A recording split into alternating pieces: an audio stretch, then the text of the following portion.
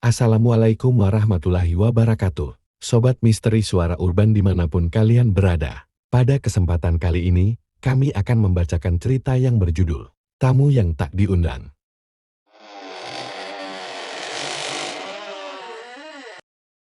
Ibuku sakit keras selama hampir 10 hari. Awalnya hanya demam, lalu suhu tubuhnya turun, tapi nafsu makannya hilang. Aku satu-satunya yang merawatnya. Ayah sedang di luar kota untuk bekerja, dan adikku, Agus, seolah tak peduli. Dia lebih banyak menghabiskan waktu di luar rumah, entah main dengan temannya, atau sekadar nongkrong di warung kopi. Saat pertama kali ibu demam, aku tidak begitu khawatir. Aku pikir ini hanya masuk angin biasa. Aku menyiapkan teh hangat, bubur, dan obat penurun panas. Tapi malam pertama itu terasa aneh. Aku sedang membaca buku di kamar sebelah ketika tiba-tiba mendengar suara ibu mengigau. Aku bergegas masuk ke kamarnya dan melihat tubuhnya berkeringat dingin.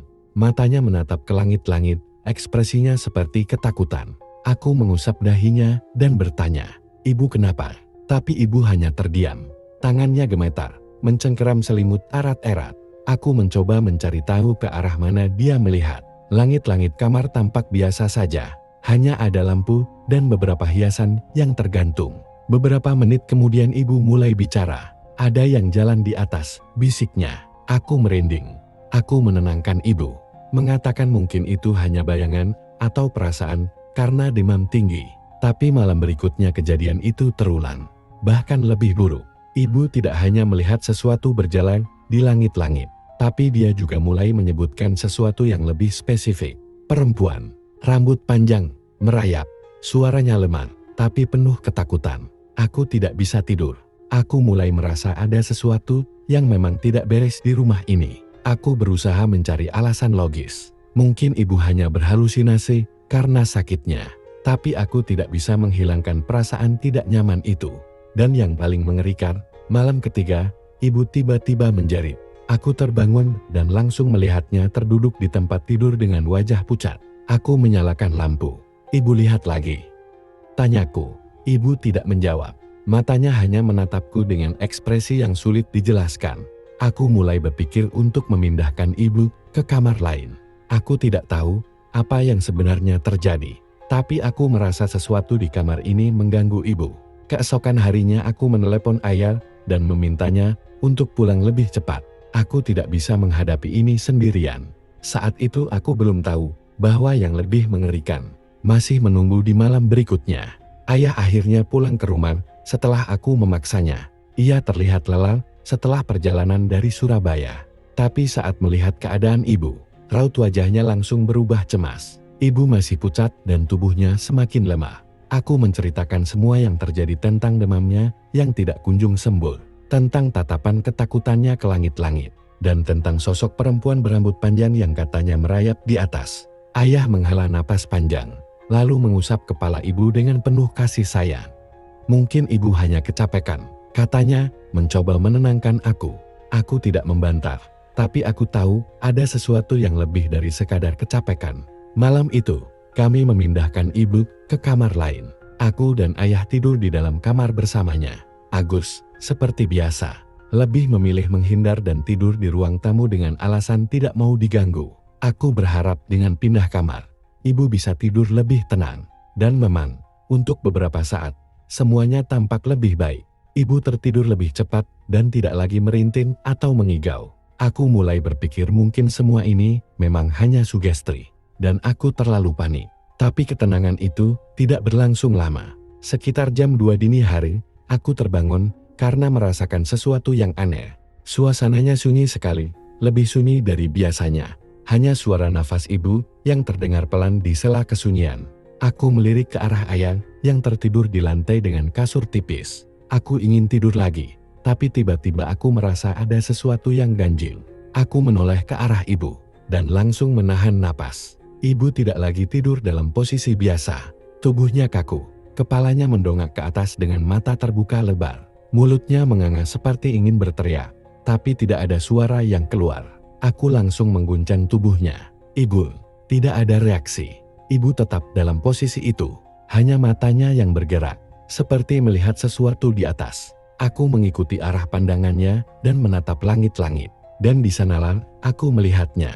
Sosok perempuan berambut panjang, wajahnya pucat dan matanya hitam pekat, sedang merayap di atas langit-langit. Tangannya mencengkeram kayu plafon, kakinya melayang, seolah gravitasi tidak berpengaruh padanya. Aku ingin berteriak, tapi suara tercekat di tenggorokan. Sosok itu berhenti bergerak, dan kepalanya menoleh perlahan ke arahku. Aku tidak bisa berpikir, tidak bisa bergerak, hanya bisa menatap sosok itu dengan tubuh membeku. Lalu, dia mulai merayap mendekat. Aku gemetar dan berusaha membangunkan ayah. "Ayah, bangun." Suaraku terdengar serak dan nyaris tak keluar. Ayah terbangun dengan wajah mengantuk. "Kenapa sih?" Belum sempat ayah menyelesaikan kalimatnya, aku melihat sosok itu menghilang begitu saja, lenyap seperti kabut yang tertiup angin. Ibu terjatuh kembali ke posisi tidur. Napasnya tersengal-sengal, seolah baru saja lolos dari cengkraman sesuatu. Aku dan ayah saling berpandangan, sama-sama bingung dan ketakutan.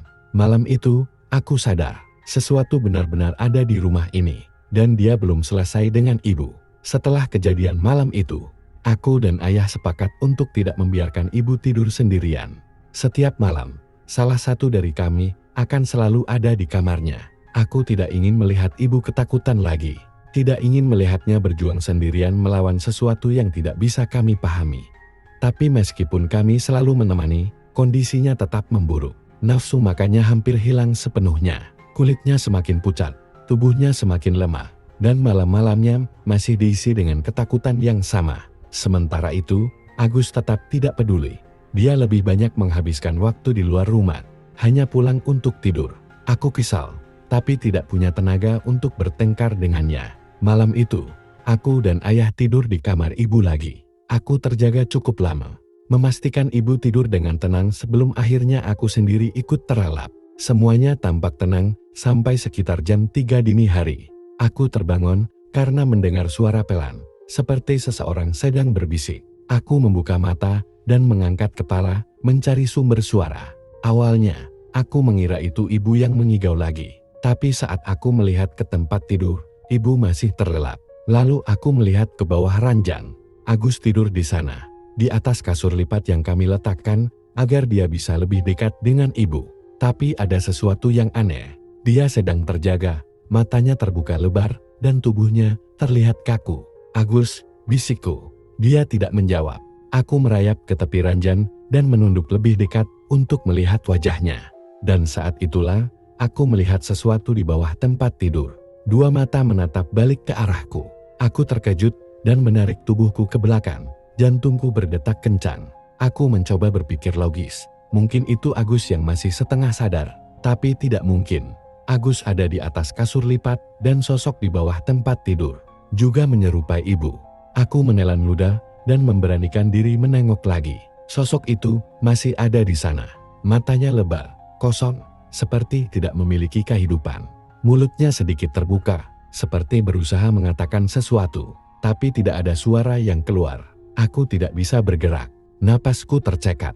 Lalu, sosok itu menggerakkan tangannya, perlahan menjulur ke arah Agus yang masih membeku di kasurnya. Aku tidak bisa diam saja. Aku segera meraih bantal dan melemparkannya ke bawah ranjang. Berat. Ayah terbangun karena suara itu. "Ada apa?" tanyanya dengan suara mengantuk. Aku langsung menyalakan lampu kamar. Dan saat cahaya menerangi ruangan, aku melihat ke bawah tempat tidur lagi. Kosong. Sosok itu sudah tidak ada. Tapi Agus masih berbaring dengan mata terbuka. Wajahnya pucat pasi. Aku mengguncang tubuhnya dengan panik. Agus, bangun." Dia tidak meresponnya untuk beberapa detik. Lalu tiba-tiba menarik napas panjang. Seperti orang yang baru saja muncul ke permukaan air. Setelah tenggelam terlalu lama. Aku dan ayah menatapnya dengan cemas. Agus menoleh ke arahku. Lalu berkata dengan suara bergetar. "Kak, ibu ada di bawah tempat tidur." Aku langsung berdiri dan membuka selimut ibu. Kosong. Ibu tidak ada di atas ranjang. Aku menunduk, melihat ke bawah tempat tidur lagi. Dan di sanalah aku menemukannya. Ibu berbaring di sana, tubuhnya lemas. Matanya setengah terbuka, seperti baru saja mengalami sesuatu yang tidak bisa kami pahami. Aku dan ayah buru-buru mengangkatnya kembali ke tempat tidur. Dan malam itu, aku benar-benar sadar. Ibu sedang dijadikan sasaran sesuatu. Sesuatu yang bukan manusia. Setelah kejadian itu, aku semakin yakin ada sesuatu yang mengincar ibu. Aku tidak tahu apa atau siapa, tapi keberadaannya nyata. Aku melihatnya. Agus melihatnya. Bahkan ibu sendiri mengakuinya. Hari itu, ibu masih lemas. Wajahnya semakin pucat, dan setiap kali aku menanyakan keadaannya, dia hanya menjawab dengan suara pelan, seolah tenaganya sudah habis. Aku tidak bisa membiarkan ini terus terjadi. Aku harus mencari tahu. Saat siang hari, aku memeriksa kamar ibu dengan lebih teliti. Aku meraba setiap sudut, mencoba mencari sesuatu yang aneh. Aku menatap langit-langit. Tempat ibu selalu melihat sesuatu yang tidak bisa kami lihat dengan jelas. Aku tidak menemukan apapun. Sampai aku melihat bekas goresan di kayu plafon. Ada beberapa garis panjang, seperti bekas kakaran. Aku menelan ludah. Ini bukan sesuatu yang bisa dibuat oleh tikus atau serangga. Ini seperti bekas kuku seseorang. Aku mencoba tetap tenang, tapi ketakutan semakin dalam. Sore itu, hujan turun dengan deras. Langit mendadak gelap, suara guntur menggelegar, dan udara menjadi lebih dingin dari biasanya. Ibu duduk di tempat tidurnya dengan selimut menutupi tubuh. Tatapannya kosong, seperti tidak benar-benar ada di dalam dirinya sendiri. Aku duduk di sampingnya, menggenggam tangannya. Ibu lihat sesuatu lagi? Tanyaku. Ibu tidak langsung menjawab. Matanya perlahan naik, menatap langit-langit. Aku merinding. Lihat apa, Bu? Ibu membuka mulutnya, tapi suaranya sangat pelan. Tulang, kerangka. Aku terdiam. Ibu lihat kerangka. Tanyaku lagi, mencoba memastikan aku tidak salah dengar. Ibu mengangguk perlahan. Jantungku berdegup semakin cepat. Aku melirik ke arah ayah dan Agus, yang juga tampak ketakutan. Tiba-tiba, tubuh ibu menegang. Mulutnya terbuka lebar, tapi tidak ada suara yang keluar. Tangannya mencengkeram selimut erat-erat. Napasnya tersengal. Ibu, aku mengguncang tubuhnya panik. Ibu tidak bereaksi. Dia hanya terus menatap ke atas. Matanya membesar seolah melihat sesuatu yang mengerikan. Ayah langsung mendekapnya, mencoba menenangkan. Tutup mata, Bu, jangan lihat. Kami semua ketakutan, tapi kami tidak bisa melakukan apapun selain berdoa. Berharap ibu bisa kembali tenang. Saat itu, sesuatu terjadi. Suara ketukan terdengar dari luar rumah. Tok, dot dot toka dot dot dot tok. Kami semua terdiam. Di luar, hujan masih deras. Tidak mungkin ada orang yang datang dalam cuaca seperti ini. Tok, dot dot toka dot dot dot tok. Aku menoleh ke arah pintu. Jantungku berdebar kencang. Tidak ada yang bergerak selama beberapa detik. Lalu suara itu terdengar lagi. Kali ini lebih kuat. Tok tok tok. Ayah berdiri dengan ragu-ragu. Aku bisa melihat ekspresi khawatir di wajahnya. Aku buka, katanya akhirnya. Aku ingin mencegahnya. Tapi sebelum sempat mengatakan apa-apa, ayah sudah berjalan ke depan dan membuka pintu. Seorang perempuan berdiri di sana. Rambutnya panjang, tubuhnya basah kuyup karena hujan. Wajahnya pucat, tapi matanya tajam. Dia menatap ayah sebentar, lalu berbicara dengan suara lembut tapi dingin. Boleh saya minta makan? Aku tidak tahu kenapa, tapi saat melihat perempuan itu, aku merasakan sesuatu yang tidak wajar. Ada sesuatu dalam tatapannya yang membuat bulu kuduku berdiri. Ayah menoleh ke arahku dan Agus, ragu-ragu. Kami tidak tahu harus berbuat apa, tapi yang jelas, sejak perempuan itu datang, udara di dalam rumah menjadi semakin dingin. Dan firasatku mengatakan, ini baru awal dari sesuatu yang lebih besar. Aku tidak tahu kenapa, tapi ada sesuatu yang membuatku enggan membiarkan perempuan itu masuk. Namun, ayah tetap mempersilakannya. Silakan masuk, Mbak. Saya ambilkan makanan dulu, kata ayah. Perempuan itu melangkah masuk. Pakaiannya basah kuyup, tapi tidak ada tetesan air yang jatuh ke lantai. Aku memperhatikannya dengan waspada, berusaha mencari sesuatu yang aneh. Dia duduk di kursi ruang makan. Aku dan Agus berdiri di dekat pintu kamar ibu, berjaga-jaga. Ayah mengambilkan sepiring nasi dan lauk seadanya. Perempuan itu mulai makan dengan lahap, seperti orang yang tidak makan selama berhari-hari. Aku melihat ayah menatapnya dengan ragu. Mungkin dia juga merasa ada yang ganjil. Sendirian, Mbak? Tanya ayah akhirnya. Perempuan itu berhenti, mengunyah sejenak, lalu menatap ayah. Saya hanya numpang berteduh, jawabnya singkat. Nada suaranya datar, tanpa ekspresi. Aku melirik ke arah ibu yang masih terbaring lemah di kamar. Dia tampak gelisah, seperti merasakan sesuatu. Setelah selesai makan, perempuan itu berdiri. "Terima kasih makanannya," katanya. Tanpa menunggu jawaban, dia berjalan keluar begitu saja. Ayah mengikuti ke depan, ingin memastikan sesuatu. Tapi saat sampai di ambang pintu, perempuan itu sudah tidak terlihat dimanapun. Hilang. Aku menelan ludah. Bagaimana mungkin seseorang bisa menghilang secepat itu? Ayah menutup pintu, wajahnya tampak bingung. "Kamu lihat kemana perginya?" tanyanya padaku. Aku menggeleng. Agus juga tidak menjawab, tapi aku bisa melihat dia ketakutan. Kami semua kembali ke kamar ibu. Tapi saat aku hendak menutup pintu kamar, sesuatu membuatku terhenti. Sarung yang tadi ayah berikan pada perempuan itu masih ada di kursi. Dan yang membuatku semakin merinding, sarung itu kering, tidak basah sedikit pun. Padahal perempuan itu datang dalam keadaan kuyup karena hujan. Aku merasakan bulu kuduku berdiri. Ada yang tidak wajar dengan perempuan tadi. Dan saat aku menoleh ke arah ibu, aku melihat sesuatu yang membuatku semakin takut. Ibu membuka matanya dan menatapku lama. Lalu dia berbisik pelan. "Aku mimpi ketemu perempuan itu."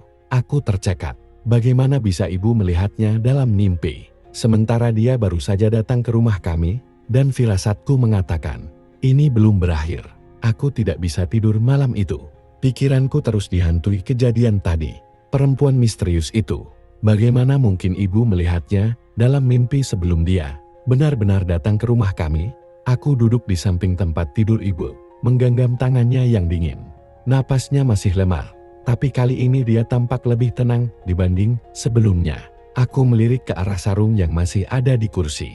Sarung itu benar-benar kering, seolah tidak pernah disentuh air. Agus juga tidak tidur. Dia duduk di lantai bersandar ke dinding, tatapannya kosong. "Aku lihat sesuatu tadi," katanya tiba-tiba. Aku menoleh cepat. "Apa?" Agus menelan ludah. "Sebelum perempuan itu datang, aku sempat ke dapur. Pas aku lewat ruang tamu, aku lihat ibu." Aku mengerutkan kening. "Maksudmu?" Agus menatapku dengan wajah ketakutan. Aku lihat ibu duduk di kursi ruang tamu. Diam, matanya terbuka lebar. Padahal ibu kan ada di kamar. Aku merasakan tubuhku menjadi dingin. Aku ingat malam sebelumnya, saat aku melihat sesuatu di bawah tempat tidur. Apakah yang dilihat Agus juga sesuatu yang sama? Aku ingin menjawab, tapi tiba-tiba tubuh ibu menegang lagi. Aku dan Agus langsung berlari mendekat. Ibu menatap langit-langit, mulutnya menganga, dan tubuhnya bergetar hebat. Aku mencoba mengguncangnya, tapi dia tidak merespons. Ibu kenapa?" teriakku panik. Ayah terbangun dan langsung menghampiri kami. "Apa yang terjadi?" Sebelum aku sempat menjawab, ibu mulai berbisik. Suaranya lirih, tapi jelas. Dia masih di sini." Aku merinding. "Ibu lihat apa?" tanyaku. Ibu perlahan mengangkat tangannya, menunjuk ke langit-langit. Kami semua menoleh ke atas. Tidak ada apa-apa di sana. Hanya kayu plafon yang gelap. Tapi saat aku memperhatikan lebih lama, aku merasakan sesuatu yang aneh. Ada bayangan samar di sudut langit-langit. Semakin lama aku menatap, semakin jelas bentuknya. Perempuan itu. Dia merayap di atas sana. Wajahnya menghadap ke bawah. Matanya menatap lurus ke arah kami. Aku ingin berteriak, tapi tidak bisa. Tubuhku kaku. Napasku tercekat. Tiba-tiba, lampu kamar berkedip-kedip. Udara menjadi lebih dingin.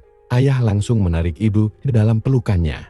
Sementara Agus meraih tanganku dengan gemetar. Kami semua menatap ke atas dengan ketakutan. Perempuan itu mulai bergerak. Tubuhnya melayang turun, semakin dekat ke arah kami. Aku tidak tahu harus berbuat apa. Aku ingin lari, tapi kakiku tidak bisa digerakkan. Aku ingin menutup mata. Tapi tatapan perempuan itu seolah mengunci seluruh tubuhku. Lalu tiba-tiba, berat, suara keras terdengar dari luar rumah. Seketika, perempuan itu berhenti bergerak. Kami semua masih membeku di tempat, menunggu apa yang akan terjadi. Suara itu terdengar lagi, seperti sesuatu yang jatuh di halaman depan. Perempuan di langit-langit menoleh ke arah jendela, dan dalam sekejap, dia menghilang. Lampu kamar kembali normal. Udara dingin perlahan menghilang. Kami masih terdiam, mencoba memahami apa yang baru saja terjadi. Tapi satu hal yang aku sadari, apapun yang terjadi di luar sana, itu telah mengusir perempuan itu untuk sementara. Aku masih duduk di samping tempat tidur ibu. Jantungku berdebar kencang. Agus menatapku dengan wajah pucat. Sementara ayah masih memeluk ibu yang kini tampak lebih tenang. Di luar, suara hujan masih terdengar deras. Tapi ada sesuatu yang berbeda. Suasana di dalam rumah terasa lebih ringan. Tidak lagi sesak seperti tadi. Aku menatap ke arah jendela. Entah kenapa, aku merasa bahwa perempuan itu belum benar-benar pergi. Ayah berdiri dan berjalan ke ruang depan. Aku dan Agus saling pandang sebelum memutuskan untuk mengikutinya. Di luar, angin bertiup kencang. Halaman basah kuyup oleh hujan. Dan di sana, tepat di tengah halaman, ada sesuatu yang membuat kami semua merinding. Seorang perempuan berdiri di bawah derasnya hujan. Bukan perempuan yang tadi datang meminta makan. Ini sosok lain. Wajahnya samar dalam gelap, tapi rambut panjangnya tergerai, menutupi sebagian tubuhnya yang basah kuyup. Ayah menelan ludah. Siapa itu? Aku tidak menjawab. Aku hanya bisa menatap dengan tubuh gemetar. Lalu perempuan itu berbicara. Sekarang aku pergi.